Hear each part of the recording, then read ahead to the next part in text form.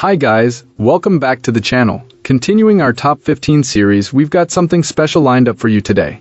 I know so many of you have been asking for a customer reviews analysis for this one. Well, we're finally doing it. But before we get into that, don't forget to check this exclusive discount for it. You can find the link in both the video description and the top comment below. Now, let's not waste any more time and jump right into the details. So, this electric bike has been a great purchase for getting around town and squeezing in a bit more mileage on weekend rides. The battery life is the standout for me, lasting long enough to handle the little trips I make around our area without constantly worrying about a charge. It powers up a steep hill near my work pretty comfortably, which is a nice surprise, especially since I'm not chasing top speed all the time.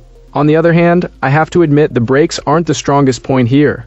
I had a scare the first time I tried to descend a longer, steeper grade and found out that going too fast doesn't end well if you're relying on the brakes alone. Lesson learned, now I climb the hill and then take a longer, gentler descent to get home. It's not a deal breaker, but it's worth noting if you plan to ride aggressively. This bike is comfortable and it has thoughtful safety touches like a rear brake light and a front headlight, which is handy for visibility when you're out after dark. The ride feels solid enough for its price point, and the 5 riding modes give you a clear ladder to climb if you're just getting started or you want a bit more challenge. The display is bright and easy to read, and the controls are simple to operate, which makes transitions between modes feel intuitive.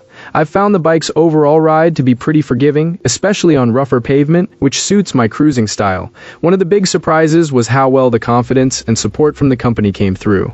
The bike I got arrived dead on arrival, showed an error code on the screen, but the manufacturer responded quickly, identified the fix, and sent a new throttle cable right away. I tackled the replacement myself with a local shop, stepping in for a quick install when needed, which kept things simple and inexpensive. It's not glamorous, but it demonstrated that this bike isn't just a disposable product. They're willing to stand behind it, which goes a long way in my book. I ended up buying 2 of these because the value is hard to beat.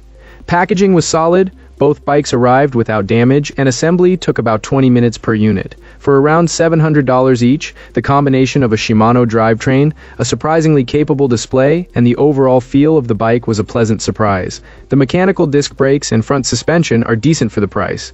Nothing revolutionary, but they do the job when you're mindful of the speed you choose and the terrain you're on. Update after a few months, these rides are still running smoothly and the battery life continues to impress. Overall, this is a solid value, especially if you want an easy-to-use electric bike that can handle mixed terrain, daily commuting, and the occasional longer distance without breaking the bank. If you're looking for a practical, comfortable ride with responsive support, this is worth a closer look.